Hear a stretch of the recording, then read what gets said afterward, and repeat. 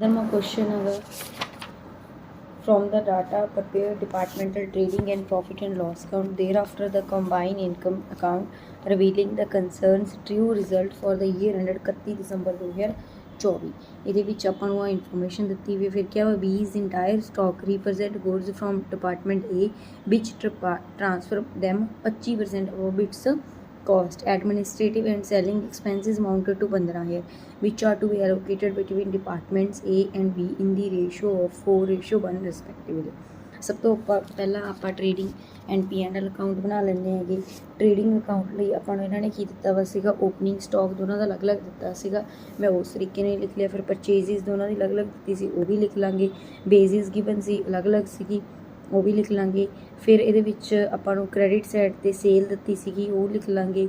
Stock ਦਿੱਤਾ ਸੀਗਾ, ਇਹ ਵੀ ਆਪਾਂ ਲਿਖ ਲਾਂਗੇ। ਉਸ ਤੋਂ ਬਾਅਦ transfer of goods from department A, ਇਹ ਟਰਾਂਸਫਰ ਕਿਹਦਾ ਸੀਗਾ, transfer from A to B। ਇਹਦਾ ਮਤਲਬ B ਲਈ ਕੀ ਹੈ ਇਹ ਪਰਚੇਜ਼ ਅਤੇ A ਲਈ ਕੀ ਹੈ ਇਹ ਸੇਲ। ਤਾਂ A ਵਾਲੇ ਕਾਲਮ ਵਿੱਚ ਬਾਈ B ਲਿਖਾਂਗੇ ਸੇਲ ਵਾਲੇ ਪਾਸੇ, ਅਤੇ ਇੱਧਰ ਪਰਚੇਜ਼ ਵਾਲੇ ਡੈਬਿਟ ਵਾਲੇ ਪਾਸੇ 2 transfer from department A B वाले कॉलम अमाउंट पावे। दोनों साइड टोटल करा जो बैलेंसिंग फिगर आ जाएगी, ग्रॉस प्रॉफिट आ जाएगा। ग्रॉस प्रॉफिट में अगे ब्रॉड डाउन करा। फिर एडवरटाइज एंड सैलिंग एक्सपेंस कहे हुए थे, ये आप की करा 4:1 रेशो च कहे सी, 4/5 तो 1/5 आप 15,000 वंड देंगे, वो एडवरटाइज एंड सैलिंग एक्सपेंस आ जाने हैं। उस तो बाद दोनों साइड जो बैलेंसिंग फिगर आ जाएगी वो नैट प्रॉफिट आ जाएगा। फिर अगे इस प्रॉफिट को जनरल P&L ट्रांसफर करा। ठीक है, 18 ਤੇ 7 ਦੋਨਾਂ ਦਾ ਟੋਟਲ ਕਰਕੇ ਇੱਧਰ ਕ੍ਰੈਡਿਟ ਸਾਈਡ 'ਤੇ ਟਰਾਂਸਫਰ ਕਰ ਲਾਂਗੇ। ਓਪਨਿੰਗ ਸਟਾਕ ਰਿਜ਼ਰਵ ਹੈ ਨਹੀਂ ਸੀਗਾ, ਕਲੋਜ਼ਿੰਗ ਸਟਾਕ ਰਿਜ਼ਰਵ ਆਪਾਂ ਨੂੰ ਕੈਲਕੂਲੇਟ ਕਰਨਾ ਪੈਣਾ ਗਾ। ਉਹਦੇ ਲਈ 25% ਅਬਵ ਇਟਸ ਕਾਸਟ ਕਿਹਾ ਵਾ, ਤਾਂ 25/125 ਕਰਾਂਗੇ ਆਪਾਂ। ਠੀਕ ਹੈ, ਕਾਹਦਾ ਜੋ B ਦਾ ਇੰਟਾਇਰ ਸਟਾਕ ਹੈ। B ਦਾ ਸਟਾਕ 10,000 ਹੈ, 10,000 ਦਾ 25/125 ਕਰਕੇ ਕਿੰਨਾ ਆ ਜਾਊਗਾ 2,000, ਉਹ ਲਿਖ ਦਾਂਗੇ। ਦੋਨੋਂ ਸਾਈਡ ਦਾ ਟੋਟਲ ਮਤਲਬ ਜੋ बैलेंसिंग फिगर आ जाएगी नैट प्रॉफिट अपना की आ जाएगा, जो कंबाइंड नैट प्रॉफिट कहेंगे।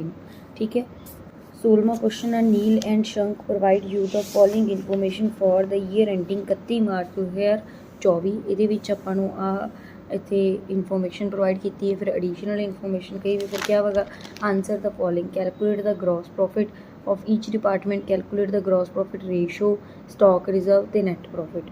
ਤਾਂ ਉਹਦੇ ਲਈ ਆਪਾਂ ਕੀ ਕਰਾਂਗੇ, ਇਹਦੇ ਵਿੱਚ trading and profit and loss account ਬਣਾ ਲਾਂਗੇ, ਜਾਂ ਸਿੱਧਾ ਪਲੱਸ ਮਾਈਨਸ ਦੇ ਤਰੀਕੇ ਨਾਲ ਵੀ ਕਰ ਸਕਦੇ ਸੀਗੇ, ਬਟ ਉੱਥੇ ਕਿੱਥੇ ਫਾਰਮੂਲੇ ਆਪਾਂ ਨੂੰ ਲਗਾਉਣੇ ਪੈਣੇ। ਇਹਦੇ ਸਿੰਪਲੀ ਆਪਾਂ ਕੀ ਕਰ ਸਕਦੇ, ਗ੍ਰੋਸ ਪ੍ਰੋਫਿਟ ਨੈਟ ਪ੍ਰੋਫਿਟ ਕੱਢ ਸਕਦੇ ਹੈਗੇ। ਇਹਦੇ ਲਈ ਆਪਾਂ ਕੀ ਕਰ ਡੈਬਿਟ ਸਾਈਡ ਪ੍ਰਿਪੇਅਰ ਕਰ ਰਹੇ ਨੇ। ਓਪਨਿੰਗ ਸਟਾਕ ਆਪਾਂ ਡੈਬਿਟ ਸਾਈਡ 'ਤੇ ਲਿਖਾਂਗੇ। ਪਰਚੇਜ਼ਿਸ ਇਹਦੇ ਵਿੱਚ 28 ਲੱਖ ਦਾ ਕੁਐਸਚਨ ਦੇ ਵਿੱਚ ਉੱਪਰ ਗਿਵਨ ਹੀ ਸੀਗਾ, ਨੀਚੇ ਲਿਖਿਆ ਹੋਇਆ ਸੀਗਾ ਗੁਡਸ ਆਫ 15 ਲੱਖ ਬਾਅਦ transfer by B to A। B ਵਾਲੇ ਨੇ A ਨੂੰ ਦਿੱਤਾ ਤੇ A ਦੀ ਪਰਚੇਜ਼ ਹੋ ਗਈ। ਇਹਦੇ 'ਚੋਂ 20% ਆਪਾਂ ਨੇ ਕੀ ਕਰਤਾ ਗਾ, ਰਿਟਰਨ ਕਰਤੀਆਂ ਟਰਾਂਸਫਰਿੰਗ ਡਿਪਾਰਟਮੈਂਟ ਨੇ ਟਰਾਂਸਫਰਿੰਗ ਮਤਲਬ ਜਿਹਦੋਂ ਮੰਗਾਈਆਂ ਸੀ ਉਹਨੂੰ ਵਾਪਸ ਕਰਤੀਆਂ। ਤਾਂ 15 ਲੱਖ ਦੇ ਵਿੱਚੋਂ 20% ਮਾਈਨਸ ਕਰ ਦਾਂਗੇ, ਕਿੰਨਾ ਆ ਜਾਊਗਾ 12 ਲੱਖ। ਮਾਈਨਸ ਕਰਨ ਤੋਂ ਬਾਅਦ ਉਹ ਵਿੱਚ ਐਡ ਕਰ ਦਾਂਗੇ। ਉਸੇ ਤਰੀਕੇ ਨਾਲ ਜਿਹੜਾ 10 ਲੱਖ ਉਹਦਾ ਵੀ 20% ਮਾਈਨਸ ਕਰਕੇ 8 ਲੱਖ ਹੋਊਗਾ, ਉਹ ਆਪਾਂ B ਦੇ ਵਿੱਚ ਪਰਚੇਜ਼ ਦੇ ਵਿੱਚ ਇੱਧਰ ਲਿਖਾਂਗੇ। ਉਸ ਤੋਂ ਬਾਅਦ ਸੇਲ ਆ, ਸੇਲ ਹੁਣ ਉਹਦੀ ਕਿੰਨੀ ਹੋ ਜਾਊਗੀ 72 ਲੱਖ ਤਾਂ ਉਹ ਸੀਗੀ, ਅਤੇ ਇਹਦੀ 8 ਲੱਖ ਮਤਲਬ ਕਿ ਉਹਨੇ ਇੱਕ ਨੇ ਪਰਚੇਜ਼ ਕੀਤਾ, ਦੂਜੇ ਦੀ ਉਹ ਸੇਲ ਆ। ਠੀਕ ਹੈ, ਤਾਂ 8 ਲੱਖ ਉੱਧਰ ਆਪਾਂ ਕੀ ਕਰ ਦਾਂਗੇ ਐਡ ਕਰ ਦਾਂਗੇ। ਉਸੇ ਤਰੀਕੇ ਨਾਲ 12 ਲੱਖ ਮਤਲਬ ਆਪਾਂ B ਵਾਲੇ ਵਿੱਚ ਸੇਲ ਲਈ ਐਡ ਕਰ ਦਾਂਗੇ। ਫਿਰ ਕਲੋਜ਼ਿੰਗ ਸਟਾਕ ਕੁਐਸਚਨ 'ਚ ਗਿਵਨ ਸੀਗਾ, ਉਹ ਲਿਖ ਦਾਂਗੇ। ਉਸ ਤੋਂ ਬਾਅਦ ਦੋਨੋਂ ਸਾਈਡ ਟੋਟਲ ਕਰਾਂਗੇ, ਜੋ ਬੈਲੈਂਸਿੰਗ ਫਿਗਰ ਆ ਸੀ, ਗ੍ਰੋਸ ਪ੍ਰੋਫਿਟ ਆ ਜਾਏਗਾ। ਇੱਕ ਤਾਂ ਆਪਾਂ ਨੇ ਕਿਹਾ ਸੀ ਆਨਸਰ ਦਾ ਫॉलोइंग, ਕੈਲਕੂਲੇਟ ਦਾ ਗ੍ਰੋਸ ਪ੍ਰੋਫਿਟ ਆਪਣਾ ਆ ਜਾਏਗਾ। ਉਸ ਤੋਂ ਬਾਅਦ ਅੱਗੇ ਆਪਾਂ ਨੂੰ ਕਿਹਾ ਸੀਗਾ ਵੀ ਗ੍ਰੋਸ ਪ੍ਰੋਫਿਟ ਰੇਸ਼ੋ ਕੈਲਕੂਲੇਟ ਕਰਨੀ, ਰੇਸ਼ੋ ਆਪਾਂ ਫਿਰ ਕਰ ਲੈਣੇ, ਪਹਿਲਾਂ ਨੈਟ ਪ੍ਰੋਫਿਟ ਕੈਲਕੂਲੇਟ ਕਰ ਲੈਣੇ। ਅਕਾਊਂਟ ਬਣਾ ਲੈਣੇ, GP ਅੱਗੇ ਬਰੋਡ ਡਾਊਨ ਕਰ ਲਾਂਗੇ। ਫਿਰ ਇੱਥੇ ਡਿਸਕਾਊਂਟ ਰਿਸੀਵ ਲਿਖਾਂਗੇ ਆਪਾਂ। ਡਿਸਕਾਊਂਟ ਰਿਸੀਵ ਆਪਾਂ ਕਿਸ ਰੇਸ਼ੋ ਦੇ ਵਿੱਚ ਲਿਖਾਂਗੇ, ਜੋ ਆਪਣੀ ਪਰਚੇਜ਼ਿਸ ਦੀ ਰੇਸ਼ੋ ਆ। ਪਰਚੇਜ਼ਿਸ ਦੀ ਰੇਸ਼ੋ ਕਿੰਨੀ ਸੀਗੀ 28/52। ਇਹ ਆਪਾਂ 28/52 ਸਿੰਪਲ ਰੇਸ਼ੋ ਲੈਣੀ ਹੈ, ਮਤਲਬ ਕਿ ਜਿਹੜੀ 12 ਲੱਖ ਅਤੇ 8 ਲੱਖ ਉਹਨਾਂ ਨੇ ਟਰਾਂਸਫਰ ਕੀਤੇ ਸੀ ਉਹ ਇੰਟਰ ਡਿਪਾਰਟਮੈਂਟਲ ਅਤੇ ਡਿਸਕਾਊਂਟ ਆਪਾਂ ਕੈਲਕੂਲੇਟ ਨਹੀਂ ਕਰਾਂਗੇ। ਬਾਹਰਲੇ ਲੋਕਾਂ ਤੋਂ ਡਿਸਕਾਊਂਟ ਮਿਲੂਗਾ, ਨਾ ਕਿ ਆਪਾਂ ਨੂੰ ਡਿਪਾਰਟਮੈਂਟ ਦੇ ਵਿੱਚ ਮਿਲੇਗਾ। ਤਾਂ ਇਸ ਕਰਕੇ 28/52 'ਤੇ ਆਪਾਂ ਕੀ ਕਰਾਂਗੇ ਡਿਸਕਾਊਂਟ ਰਿਸੀਵ ਲਿਖਾਂਗੇ। ਉਸ ਤੋਂ ਬਾਅਦ ਡੈਬਿਟ ਸਾਈਡ ਪ੍ਰਿਪੇਅਰ ਕਰ ਲੈਂਦੇ। ਇਹਦੇ ਵਿੱਚ ਡਿਸਕਾਊਂਟ ਅਲਾਊਡ, ਇਹ ਵੀ ਆਪਾਂ ਕਿਸ ਰੇਸ਼ੋ ਦੇ ਵਿੱਚ ਲਿਖਾਂਗੇ 72/116। ਮਤਲਬ ਸੇਲ ਵੀ ਆਪਾਂ ਕੀ ਹੈ ਇੰਟਰ ਡਿਪਾਰਟਮੈਂਟਲ ਵਾਲੀ ਨਹੀਂ ਲੈਣੀ ਕਿ ਦੂਜੀ ਲੈਣੀ। ਠੀਕ ਹੈ, ਉਹ ਲਿਖ ਦਾਂਗੇ। ਉਸ ਤੋਂ ਬਾਅਦ ਰੈਂਟ ਐਂਡ ਟੈਕਸਿਸ ਇਹ ਕਿਸ ਰੇਸ਼ੋ ਦੇ ਵਿੱਚ ਕਰਾਂਗੇ 3:2, ਕਿਉਂਕਿ ਕੁਐਸਚਨ ਦੇ ਵਿੱਚ ਦਿੱਤਾ ਵਾ ਸੀਗਾ area occupy by department A, ਜਿੰਨਾ ਉਹਨਾਂ ਕੋਲ ਮਤਲਬ ਏਰੀਆ ਗਾ 6,000 ਸਕੁਅਰ ਫੁੱਟ ਇੱਕ ਕੋਲੇ ਆ, 4,000 ਸਕੁਅਰ ਫੁੱਟ ਦੂਜੇ ਕੋਲ ਆ। ਤਾਂ ਇਹਦਾ ਮਤਲਬ 3:2 ਆਪਣੀ ਰੈਂਟ ਐਂਡ ਰੇਟ ਦੀ ਆ ਜਾਊਗੀ, ਮਤਲਬ ਰੈਂਟ ਆਪਾਂ ਪੇ ਕਰ ਰਹੇ। ਉਸ ਤੋਂ ਬਾਅਦ ਜਿਹੜੀ ਡੈਪਰੀਸ਼ੀਏਸ਼ਨ ਸੀ ਉਹ ਕੰਬਾਈਨ ਦਿੱਤੀ ਵੀ ਆ, ਮਤਲਬ ਉਹਦਾ ਆਪਾਂ ਨੂੰ ਪਤਾ ਨਹੀਂ ਲੱਗ ਰਿਹਾ ਤੇ ਕਿੱਥੇ ਪਊਗੀ, ਉਹ ਜਨਰਲ P&L ਦੇ ਵਿੱਚ ਪਊਗੀ। ਜਨਰਲ P&L ਆਪਾਂ ਨੂੰ ਬਣਾਉਣ ਦੀ ਲੋੜ ਨਹੀਂ ਗੀ, ਤੇ ਇੱਕ ਇਹਦੇ ਵਿੱਚ ਜਨਰਲ ਐਕਸਪੈਂਸਿਸ ਰਹਿ ਗਏ ਆ, ਉਹ ਆਪਾਂ ਕਿਸ ਰੇਸ਼ੋ ਦੇ ਵਿੱਚ ਕਰਾਂਗੇ। ਉਹਦੇ ਲਈ ਕਿਹਾ ਸੀ ਇਹਨਾਂ ਨੇ share of department in general expenses is half of the share of general office. Department ਦੇ ਆਪਣੇ ਐਕਸਪੈਂਸ ਹੈ ਉਹ ਕੀ ਹੈਗੇ, ਹਾਫ ਆਫ ਜਨਰਲ ਆਫਿਸ। ਜੇ ਜਨਰਲ ਆਫਿਸ ਦੇ 2 ਆ ਤਾਂ ਇਹਦੇ ਕਿੰਨੇ ਹੋਣਗੇ, ਉਹਦਾ ਅੱਧ, ਮਤਲਬ ਕਿ ਉਹਦਾ 1।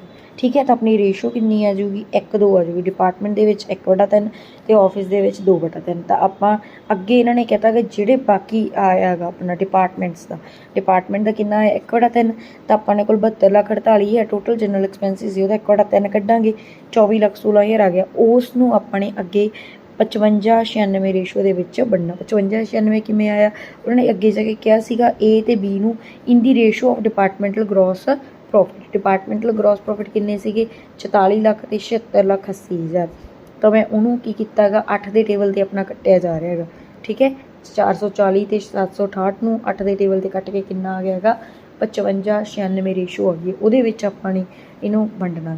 ਠੀਕ ਹੈ, ਉਸ ਤੋਂ ਬਾਅਦ ਦੋਨੋਂ ਸਾਈਡ ਟੋਟਲ ਕਰਾਂਗੇ, ਜੋ ਬੈਲੈਂਸਿੰਗ ਫਿਗਰ ਆ ਜਾਏਗੀ ਉਹ ਆਪਣੇ ਕੋਲ ਕੀ ਆ ਜਾਏਗਾ, ਨੈਟ ਪ੍ਰੋਫਿਟ ਆ ਜਾਏਗਾ। ਤੇ ਅੱਗੇ ਇਹਨਾਂ ਨੇ ਗ੍ਰੋਸ ਪ੍ਰੋਫਿਟ ਰੇਸ਼ੋ ਕੈਲਕੂਲੇਟ ਕਰਨ ਨੂੰ ਕਿਹਾ ਸੀ, ਉਹਦੇ ਲਈ ਆਪਾਂ ਕੀ ਕਰਦੇ ਹੁੰਦੇ ਹੈਗੇ, gross profit divide by sale. Gross profit ਆਪਣਾ 44 ਲੱਖ ਸੀ, ਸੇਲ ਲੈ ਲਾਂਗੇ ਇਨਟੂ 100। ਉਸੇ ਤਰੀਕੇ ਨਾਲ ਉਹਦਾ ਦੂਜੇ ਦਾ ਵੀ ਕੱਢ ਲਾਂਗੇ। 55% ਤੇ 60% ਆਪਣੀ ਕੀ ਆ ਗਈ ਹੈਗੀ, ਇਹਦੀ ਰੇਸ਼ੋ ਆ ਗਈ ਹੈਗੀ। ਉਹਨੂੰ ਸਟਾਕ ਰਿਜ਼ਰਵ ਕੈਲਕੂਲੇਟ ਕਰਨ ਨੂੰ ਕਿਹਾ ਸੀ, ਤਾਂ ਸਟਾਕ ਰਿਜ਼ਰਵ ਇਹਨਾਂ ਨੇ ਕਲੋਜ਼ਿੰਗ ਵਾਲਾ ਕੈਲਕੂਲੇਟ ਕਰਨ ਨੂੰ ਕਿਹਾ ਸੀਗਾ। ਠੀਕ ਹੈ, ਤਾਂ ਕਲੋਜ਼ਿੰਗ ਸਟਾਕ ਲੈ ਲਾਂਗੇ ਤੇ ਉਹਦਾ 30% ਦੇਖਾਂਗੇ। 30% of opening and closing stock at each department represent goods received from the other department.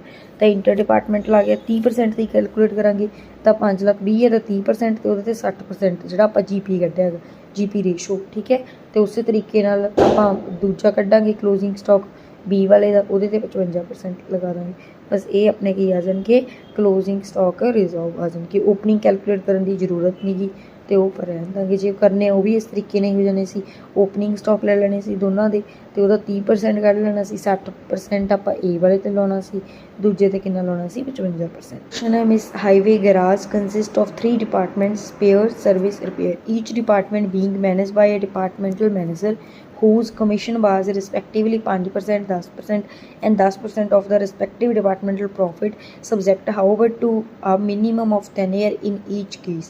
Interdepartmental transfer take place at a loaded price as follow: from spare to service 5% above cost, spare to repair 10% above cost। ਇਹ ਅਲੱਗ-ਅਲੱਗ ਦਿੱਤਾ ਵਾ। ਫਿਰ ਇਹਦੇ ਵਿੱਚ ਆਪਾਂ ਨੂੰ ਕਿਹਾ ਵਾ from the following information prepare a statement recomputing the departmental profit or loss। ਠੀਕ ਹੈ, ਤੇ ਅੱਗੇ ਆਪਾਂ ਨੂੰ ਆਹ ਇਨਫੋਰਮੇਸ਼ਨ ਦਿੱਤੀ ਵੀ ਹੈਗੀ।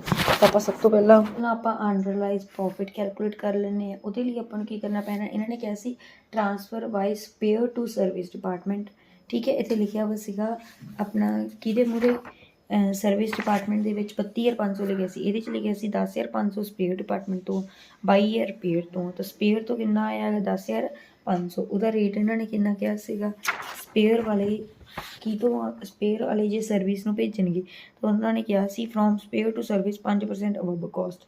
ਤਾਂ ਇਹਦਾ ਮਤਲਬ ਕਿੰਨਾ ਹੋ ਜਾਏਗਾ, ਇੱਥੇ ਆਪਾਂ 5/105 ਲਗਾਵਾਂਗੇ। ਠੀਕ ਹੈ, 10,500 ਨੂੰ 5/105 ਕਰਕੇ ਕਿੰਨਾ ਆ ਜਾਏਗਾ 500। ਇਹ ਸਪੇਅਰ ਡਿਪਾਰਟਮੈਂਟ ਦੇ ਵਿੱਚ ਆਪਾਂ ਬਾਅਦ 'ਚੋਂ ਮਤਲਬ ਕੀ ਕਰਨਾ ਗਾ, ਲੈ ਕੇ ਚੱਲਣਾ। ਠੀਕ ਹੈ, ਉਸ ਤੋਂ ਬਾਅਦ ਇਹਦੇ ਵਿੱਚ ਅੱਗੇ ਦਿੱਤਾ ਵਾ ਆਪਾਂ ਨੂੰ 22,000 ਫਰੋਮ ਰਿਪੇਅਰ। 22,000 ਕਿਹਦੇ ਤੋਂ ਆਇਆ ਹੈਗਾ, ਰਿਪੇਅਰ ਤੋਂ ਆਇਆ ਹੈਗਾ। ਰਿਪੇਅਰ ਨੇ ਕਿਹਨੂੰ ਦਿੱਤਾ ਹੈਗਾ, ਇਹ ਵੀ ਸਰਵਿਸ ਨੂੰ ਦਿੱਤਾ ਹੈਗਾ। ਤਾਂ ਆਪਾਂ ਇਹ ਰਿਪੇਅਰ ਵਾਲੇ ਕਾਲਮ ਵਿੱਚ ਲਿਖਾਂਗੇ। ਬਟ ਇਹਨਾਂ ਨੇ ਗੱਲ ਕੀਤੀ ਸੀ ਜੇ ਰਿਪੇਅਰ ਟੂ ਸਰਵਿਸ ਹੋਊਗਾ ਤਾਂ ਉਹਦਾ ਕਿੰਨਾ ਲੱਗੂਗਾ 10% ਅਬਵ ਕੋਸਟ। ਅਤੇ ਇਹਦਾ ਕਿੰਨਾ ਆਪਾਂ ਰੇਟ ਮਤਲਬ ਲੱਗ ਜੂਗਾ 10/110, 22,000 ਇੰਟੂ 10/110। ਉਸੇ ਤਰੀਕੇ ਅਸੀਂ 2100। ਠੀਕ ਹੈ, ਉਹਦੇ ਵਿੱਚ ਇਹਨਾਂ ਨੇ ਕੁਛ ਮੈਂਸ਼ਨ ਨਹੀਂ ਕੀਤਾ ਵੀ ਕਿੱਥੋਂ ਆ, ਬਟ ਆਪਾਂ ਨੂੰ ਕੁਐਸਚਨ ਦੇ ਵਿੱਚ ਉੱਪਰ ਲਿਖਤਾ ਸੀ ਫਰੋਮ ਸਪੇਅਰ ਟੂ ਰਿਪੇਅਰ। ਜੇ ਇੱਥੇ ਟੂ ਰਿਪੇਅਰ ਤਾਂ ਕਿਸੇ ਹੋਰ ਹੈ ਹੀ ਨਹੀਂ ਗਾ, ਰੇਟ ਕੋਈ ਮੈਂਸ਼ਨ ਨਹੀਂ, ਤਾਂ ਇਸ ਕਰਕੇ ਆਪਾਂ ਕੀ ਮੰਨ ਕੇ ਚੱਲਾਂਗੇ ਵੀ ਇਹ ਸਪੇਅਰ ਤੋਂ ਆਇਆ ਹੈਗਾ। ਠੀਕ ਹੈ, from spare to repair 10% above cost, ਤਾਂ ਉਹੀ ਰੇਟ ਲੱਗਣਾ ਗਾ 10/110 ਇਹਦੇ ਲੱਗ ਜਾਏਗਾ। ਤਾਂ ਹੁਣ ਇਹਦਾ ਆਪਾਂ ਸਪੇਅਰ ਡਿਪਾਰਟਮੈਂਟ ਵਾਲੇ ਦਾ ਟਰਾਂਸਫਰ ਕਿੰਨਾ ਹੋ ਗਿਆ ਟੋਟਲ, ਮਤਲਬ ਕੈਲਕੂਲੇਟ ਕਰਕੇ 191 ਹੈ, ਅਤੇ ਦੂਜੇ ਦਾ ਕਿੰਨਾ ਹੈਗਾ 2000 ਦਾ। ਫਿਰ ਆਪਾਂ ਨੋਟ ਤੋਂ ਬਾਅਦ ਆਪਾਂ ਕਰੈਕਟ ਡਿਪਾਰਟਮੈਂਟਲ ਪ੍ਰੋਫਿਟਸ ਇਹਦੇ ਵਿੱਚ ਕੈਲਕੂਲੇਟ ਕਰਾਂਗੇ। ਉਹਦੇ ਲਈ ਪ੍ਰੋਫਿਟ ਦਿੱਤੇ ਵੀ ਸੀਗੇ, ਠੀਕ ਹੈ। ਪ੍ਰੋਫਿਟ ਇੱਕ ਦਾ 19 ਲਾਸ ਸੀਗਾ, 25200 ਪ੍ਰੋਫਿਟ ਸੀ ਤੇ 36 ਪ੍ਰੋਫਿਟ ਸੀ, ਉਹ ਲਿਖ ਲਿਆ। ਮੈਨੇਜੀਰੀਅਲ ਕਮਿਸ਼ਨ ਆਪਾਂ ਐਡ ਕਰਾਂਗੇ। ਮੈਨੇਜੀਰੀਅਲ ਕਮਿਸ਼ਨ ਲਈ ਇਹਨਾਂ ਨੇ ਕੀ ਕਿਹਾ ਸੀਗਾ ਵੀ ਕਿੰਨੀ ਕਮਿਸ਼ਨ ਹੋਊਗੀ। ਕਮਿਸ਼ਨ ਇੱਕ ਦੀ 5% ਆ, ਬਾਕੀਆਂ ਦੀ 10% ਆ।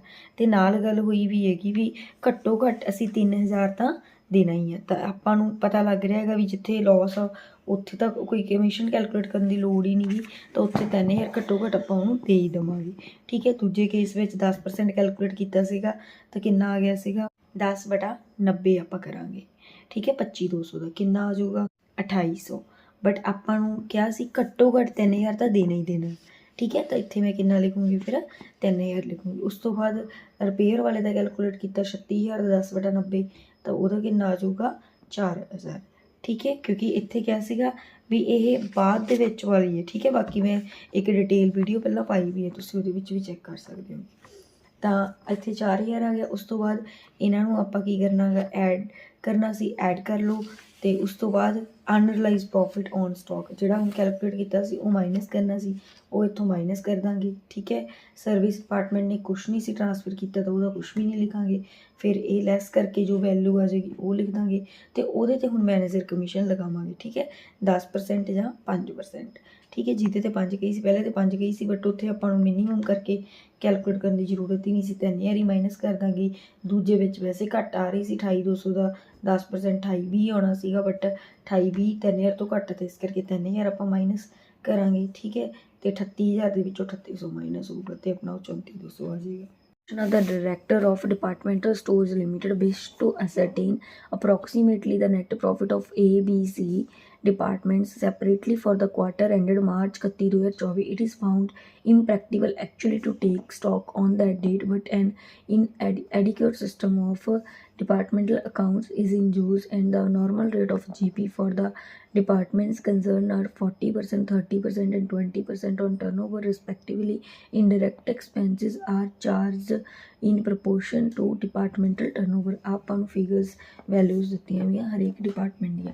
ਫਿਰ ਉਸ ਤੋਂ ਬਾਅਦ ਕਿਆ ਹੋਗਾ prepare a statement showing gross profit net profit after making reserve for stock at 10% in respect of each department. ਤਾਂ ਸਭ ਤੋਂ ਪਹਿਲਾਂ ਆਪਾਂ ਇਹਦੇ ਵਿੱਚ ਕੀ ਕਰਦੇ ਹੈਗੇ ਟ੍ਰੇਡਿੰਗ ਅਕਾਊਂਟ ਦੇ ਥਰੂ ਗ੍ਰੋਸ ਪ੍ਰੋਫਿਟ ਨਿਕਲਦਾ ਅਤੇ P&L ਦੇ ਥਰੂ ਕੀ ਨਿਕਲਦਾ ਹੈਗਾ ਨੈਟ ਪ੍ਰੋਫਿਟ। ਦਾ ਟ੍ਰੇਡਿੰਗ P&L ਅਕਾਊਂਟ ਆਪਾਂ ਪ੍ਰਪੇਅਰ ਕਰ ਲੈਂਦੇ ਹਾਂ।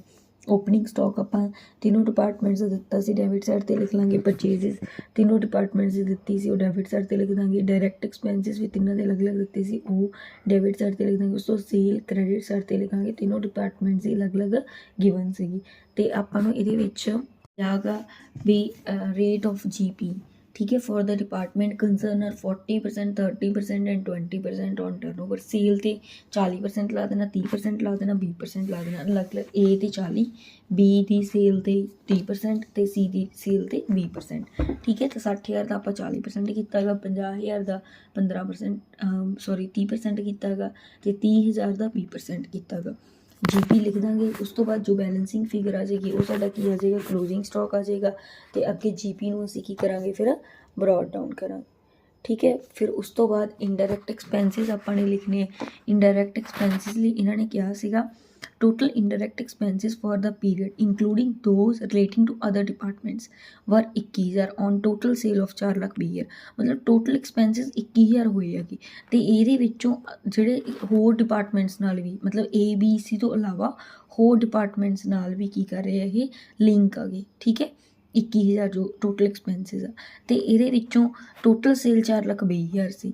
ਤਾਂ ਇਹਦਾ ਮਤਲਬ 4,20,000 ਆਪਣੀ ਸੇਲ ਕਿੰਨੀ ਹੈਗੀ ਟੋਟਲ 1,40,000 ਅਤੇ ਟੋਟਲ ਸੇਲ ਮਤਲਬ ਕਿ ਹੋਰ ਡਿਪਾਰਟਮੈਂਟਸ ਨੂੰ ਮਿਲਾ ਕੇ 4,20,000 ਬਣਦੀ ਹੈ। ਤਾਂ ਆਪਾਂ ਕੀ ਕਰਾਂਗੇ 1,40,000 ਆਪਣੀ ਸੇਲ ਉਹਦੇ ਨਾਲ ਮਲਟੀਪਲਾਈ ਕਰ ਦਾਂਗੇ 21000 ਨੂੰ ਅਤੇ 4,20,000 ਟੋਟਲ ਸਾਰਿਆਂ ਦੀ ਹੈ ਅਤੇ ਠੀਕ ਹੈ। ਤਾਂ ਉਹਦੇ ਨਾਲ ਕੀ ਕਰ ਦਾਂਗੇ ਆਪਾਂ ਡਿਵਾਈਡ ਕਰ ਦਾਂਗੇ। ਤਾਂ 7,000 ਆਪਣੇ ਕੋਲ ਕੀ ਆ ਗਏ ਇੰਡਾਇਰੈਕਟ ਐਕਸਪੈਂਸਿਸ ਆ ਗਏ ਆਪਣੇ ਡਿਪਾਰਟਮੈਂਟ ਦੇ ਅਤੇ ਇਹਨੂੰ ਆਪਾਂ ਹੁਣ ਕੀ ਕਰਾਂਗੇ ਸੇਲ ਦੀ ਰੇਸ਼ੋ ਵਿੱਚ ਵੰਡ ਦਾਂਗੇ। 60,000 50,000 30,000 ਸੀ ਤਾਂ 6:5 3 ਰੇਸ਼ੋ ਆ ਗਈ ਉਹਦੇ ਵਿੱਚ ਆਪਾਂ ਵੰਡ ਦਾਂਗੇ। ਆਪਾਂ ਨੂੰ ਸਟਾਕ ਰਿਜ਼ਰਵ ਦੀ ਐਡਜਸਟਮੈਂਟ ਗਈ ਸੀਗੀ ਉਹ ਕਿਹਾ ਸੀ net profit after making reserve for stock at 10% in respect of each department. ਤਾਂ ਆਪਾਂ ਕੀ ਕਰਨਾ, ਸਟਾਕ ਦਾ 10% ਲਗਾ ਲਾਂਗੇ। ਕਲੋਜ਼ਿੰਗ ਸਟਾਕ ਜੋ ਆਇਆ ਸੀ ਉਹਦਾ 10% ਕੱਢ ਕੇ ਆਪਾਂ ਕੀ ਕਰਾਂਗੇ, ਸਟਾਕ ਰਿਜ਼ਰਵ ਲਿਖ ਦਾਂਗੇ ਡੈਬਿਟ ਸਾਈਡ ਤੇ, ਠੀਕ ਹੈ। ਤੇ ਜੋ ਬੈਲੈਂਸਿੰਗ ਫਿਗਰ ਆ ਜਾਏਗੀ ਦੋਨੋਂ ਸਾਈਡ ਟੋਟਲ ਕਰਨ ਤੋਂ ਬਾਅਦ ਉਹ ਨੈਟ ਪ੍ਰੋਫਿਟ ਆ ਜਾਏਗਾ। Question: A firm had two departments, cloth and garments. The garments were made by the firm itself out of cloth supplied by the cloth department at its usual selling price. From the following figures, prepare departmental trading and profit and loss count for the year 2023-24। ਆਪਾਂ ਨੂੰ cloth department, garment department ਦੀ ਅਲੱਗ-ਅਲੱਗ information ਦਿੱਤੀ ਹੈ। ਫਿਰ last ਤੇ ਕਿਹਾ ਵਾ the stock in garment department may be considered as consisting of 60% cloth and 40% other expenses, and cloth department earned gross profit at the rate of 20% in 2022। General expenses ਆਪਾਂ ਨੂੰ ਇਹਦੇ ਵਿੱਚ ਦਿੱਤੇ ਹੋਏ ਆ, general expenses of the business as a whole amount to 1 lakh. ਤਾਂ ਹੁਣ ਆਪਾਂ ਸਭ ਤੋਂ ਪਹਿਲਾਂ trading account and P&L account prepare ਕਰ ਲੈਂਦੇ ਹਾਂ। ਇਹਦੇ ਲਈ ਓਪਨਿੰਗ ਸਟਾਕ ਆਪਾਂ ਡੈਬਿਟ ਸਾਈਡ ਤੇ ਲਿਖਾਂਗੇ, ਪਰਚੇਜ਼ਸ ਡੈਬਿਟ ਸਾਈਡ ਤੇ ਲਿਖ ਦਾਂਗੇ, ਇੱਕ ਸੇਲ ਕ੍ਰੈਡਿਟ ਸਾਈਡ ਤੇ ਲਿਖ ਦਾਂਗੇ, ਇੱਕ ਜੋ ਇਹਨਾਂ ਨੇ ਕਿਹਾ ਸੀ ਟ੍ਰਾਂਸਫਰ ਟੂ ਗਾਰਮੈਂਟ ਡਿਪਾਰਟਮੈਂਟ ਨੂੰ ਦਿੱਤਾ, ਕਿਹਨੇ ਦਿੱਤਾ, ਕਲੋਥ ਡਿਪਾਰਟਮੈਂਟ ਨੇ। ਤਾਂ ਕਲੋਥ ਡਿਪਾਰਟਮੈਂਟ ਦੀ ਇੱਕ ਤਰੀਕੇ ਨਾਲ ਸੇਲ ਹੋ ਗਈ ਤਾਂ ਆਪਾਂ ਕ੍ਰੈਡਿਟ ਵਾਲੇ ਪਾਸੇ ਪਾ ਦਾਂਗੇ, ਤੇ ਗਾਰਮੈਂਟ ਡਿਪਾਰਟਮੈਂਟ ਦੀ ਇੱਕ ਤਰੀਕੇ ਨਾਲ ਪਰਚੇਜ਼ ਹੋ ਗਈ ਤਾਂ ਆਪਾਂ ਡੈਬਿਟ ਵਾਲੇ ਪਾਸੇ ਪਾ ਦਾਂਗੇ। ਉਸ ਤੋਂ ਬਾਅਦ ਇਹਨਾਂ ਨੇ ਇਹਦੇ ਵਿੱਚ ਮੈਨੂਫੈਕਚਰਿੰਗ ਐਕਸਪੈਂਸ ਦਿੱਤੇ ਹੋਏ ਸੀਗੇ, ਉਹ ਵੀ ਆਪਾਂ ਡੈਬਿਟ ਸਾਈਡ ਤੇ ਪਾ ਦਾਂਗੇ। ਕਲੋਜ਼ਿੰਗ ਸਟਾਕ ਗਿਵਨ ਸੀ ਉਹ ਕ੍ਰੈਡਿਟ ਸਾਈਡ ਤੇ ਪਾ ਦਾਂਗੇ। ਦੋਨੋਂ ਸਾਈਡ ਦਾ ਟੋਟਲ ਕਰਾਂਗੇ, ਜੋ ਬੈਲੈਂਸਿੰਗ ਫਿਗਰ ਆ ਜਾਏਗੀ ਗ੍ਰੋਸ ਪ੍ਰੋਫਿਟ ਆ ਜਾਏਗਾ। ਗ੍ਰੋਸ ਪ੍ਰੋਫਿਟ ਨੂੰ ਅੱਗੇ ਆਪਾਂ P&L ਅਕਾਊਂਟ ਦੇ ਵਿੱਚ ਬ੍ਰੌਟ ਡਾਊਨ ਕਰ ਲਾਂਗੇ, ਤੇ ਸੈਲਿੰਗ ਐਕਸਪੈਂਸਿਸ ਆਪਾਂ ਇੱਥੇ ਡੈਬਿਟ ਸਾਈਡ ਤੇ ਪਾ ਦਾਂਗੇ। ਸੈਲਿੰਗ ਵੀ ਅਲੱਗ-ਅਲੱਗ ਗਿਵਨ ਹੀ ਸੀਗੀ, ਠੀਕ ਹੈ। ਉਸ ਤੋਂ ਬਾਅਦ ਦੋਨੋਂ ਸਾਈਡ ਟੋਟਲ ਕਰਾਂਗੇ, ਜੋ ਬੈਲੈਂਸਿੰਗ ਫਿਗਰ ਆ ਜਾਏਗੀ ਨੈਟ ਪ੍ਰੋਫਿਟ ਆ ਜਾਏਗਾ। ਉਸ ਤੋਂ P&L ਅਕਾਊਂਟ ਬਣਾਉਣ ਤੋਂ ਪਹਿਲਾਂ ਆਪਾਂ ਵਰਕਿੰਗ ਨੋਟ ਬਣਾ ਲੈਂਦੇ ਹੈਗੇ। ਇਹਦੇ ਵਿੱਚ ਆਪਾਂ ਨੂੰ ਸਟਾਕ ਰਿਜ਼ਰਵ ਕਿਉਂਕਿ P&L ਦੇ ਵਿੱਚ ਪਏਗਾ ਤਾਂ ਇਸ ਕਰਕੇ ਪਹਿਲਾਂ ਉਹਦੀ ਕੈਲਕੂਲੇਸ਼ਨ ਕਰ ਲੈਂਦੇ ਹੈਗੇ। ਉਹਦੇ ਲਈ ਆਪਾਂ ਕੀ ਕਰਾਂਗੇ, ਰੇਟ ਆਫ GP ਦੇਖਾਂਗੇ ਕਲੋਥ ਡਿਪਾਰਟਮੈਂਟ ਦਾ ਕਿੰਨਾ ਗਾ, ਮਤਲਬ ਕਿ GP ਕਿੰਨਾ ਗਾ 5 ਲੱਖ, ਤੇ ਉਹਦੀ ਸੇਲ ਕਿੰਨੀ ਹੈ 16 ਲੱਖ ਪਲੱਸ 2.5 ਲੱਖ, ਮਤਲਬ ਕਿ 18.5 ਲੱਖ ਇੰਟੂ 100। ਤਾਂ ਆਪਣੀ ਰੇਸ਼ੋ ਆ ਜਾਊਗੀ ਕਿੰਨੀ ਆ ਜਾਊਗੀ 27.02, ਮਤਲਬ 27% ਅਪਰੋਕਸੀਮੇਟਲੀ ਆਪਾਂ ਲੈ ਕੇ ਚੱਲ ਪਾਂਗੇ, ਠੀਕ ਹੈ। ਉਸ ਤੋਂ ਬਾਅਦ ਉਹਦੀ ਰੇਸ਼ੋ ਆਪਾਂ ਨੂੰ ਗਿਵਨ ਸੀਗੀ, ਉਹ ਪਿਛਲੇ ਸਾਲ ਦਾ ਕਲੋਜ਼ਿੰਗ ਸੀ ਤਾਂ ਇਸ ਸਾਲ ਦਾ ਕੀ ਹੋ ਜਾਏਗਾ, ਓਪਨਿੰਗ ਹੋ ਜਾਏਗਾ। ਉਸ ਤੋਂ ਬਾਅਦ ਆਪਾਂ ਓਪਨਿੰਗ ਸਟਾਕ ਰਿਜ਼ਰਵ ਕੈਲਕੂਲੇਟ ਕਰਾਂਗੇ, ਜਿਵੇਂ 60,000 ਦਾ ਸੀ ਉਹਦੇ ਵਿੱਚ ਇਹਨਾਂ ਨੇ ਕਿਹਾ ਸੀਗਾ stock in garments department may be considered as consisting of 60% cloth and 40% other expense। ਤਾਂ ਇਹਦਾ ਮਤਲਬ ਜਿਹੜਾ ਸਟਾਕ ਦੇ ਵਿੱਚ ਆਪਾਂ ਨੇ ਤਾਂ 60% ਕਲੋਥ ਨੂੰ ਲੈ ਕੇ ਚੱਲਣਾ ਗਾ, ਤਾਂ ਕੀ ਕਰਾਂਗੇ 60,000 ਇੰਟੂ 60% ਇੰਟੂ ਸਿੱਧਾ 20% ਵੀ ਨਾਲ ਲਾ ਸਕਦੇ ਸੀ, ਠੀਕ ਹੈ। ਤਾਂ ਇੱਥੇ ਆਪਾਂ ਪਹਿਲਾਂ ਕਿਵੇਂ ਕੀਤਾ, 60,000 ਇੰਟੂ 60% ਕੀਤਾ 36,000 ਆ ਗਿਆ, 36,000 ਦਾ ਅੱਗੇ ਜਾ ਕੇ 20% ਕੱਢਿਆ ਹੈਗਾ। ਇਹ ਓਪਨਿੰਗ ਸਟਾਕ ਰਿਜ਼ਰਵ ਆ ਗਿਆ। ਫਿਰ ਕਲੋਜ਼ਿੰਗ ਦਾ ਕੱਢ ਲਾਂਗੇ 50,000 ਦਾ 60% ਕੱਢਾਂਗੇ ਪਹਿਲਾਂ, ਉਸ ਤੋਂ ਬਾਅਦ 30,000 ਆ ਜਾਏਗਾ, 30,000 ਦਾ 27% ਕਿਉਂਕਿ ਕਲੋਜ਼ਿੰਗ ਰੇਸ਼ੋ ਆਪਣੀ ਕਿੰਨੀ ਆਈ ਸੀ 27%, ਇਹ ਕੱਢ ਕੇ 8100 ਆ ਗਿਆ। ਤਾਂ ਹੁਣ ਜਨਰਲ P&L ਅਕਾਊਂਟ ਪ੍ਰਪੇਅਰ ਕਰ ਲਾਂਗੇ। ਇੱਥੇ ਨੈਟ ਪ੍ਰੋਫਿਟ ਆਪਾਂ ਦੋਨੋਂ ਡਿਪਾਰਟਮੈਂਟ ਦਾ ਟੋਟਲ ਕਰਕੇ ਲਿਖਾਂਗੇ ਕ੍ਰੈਡਿਟ ਸਾਈਡ ਤੇ। ਉਸ ਤੋਂ ਬਾਅਦ ਓਪਨਿੰਗ ਸਟਾਕ ਰਿਜ਼ਰਵ ਆਪਾਂ ਕ੍ਰੈਡਿਟ ਸਾਈਡ ਤੇ ਲਿਖ ਦਾਂਗੇ, ਫਿਰ ਡੈਬਿਟ ਸਾਈਡ ਪ੍ਰਪੇਅਰ ਕਰ ਲਾਂਗੇ। ਇੱਕ ਜਨਰਲ ਐਕਸਪੈਂਸਿਸ ਗਏ ਸੀਗੇ 1 ਲੱਖ, ਉਹ ਡੈਬਿਟ ਸਾਈਡ ਤੇ ਪਾ ਦਾਂਗੇ, ਤੇ ਇੱਕ ਆਪਣਾ ਕਲੋਜ਼ਿੰਗ ਸਟਾਕ ਰਿਜ਼ਰਵ ਆਇਆ ਸੀ ਉਹ ਡੈਬਿਟ ਸਾਈਡ ਤੇ ਪਾ ਦਾਂਗੇ। ਦੋਨੋਂ ਸਾਈਡ ਦਾ ਟੋਟਲ ਕਰਾਂਗੇ, ਜੋ ਬੈਲੈਂਸਿੰਗ ਫਿਗਰ ਆ ਜਾਏਗੀ ਉਹ ਆਪਣਾ ਪ੍ਰੋਫਿਟ ਆ ਜਾਏਗਾ।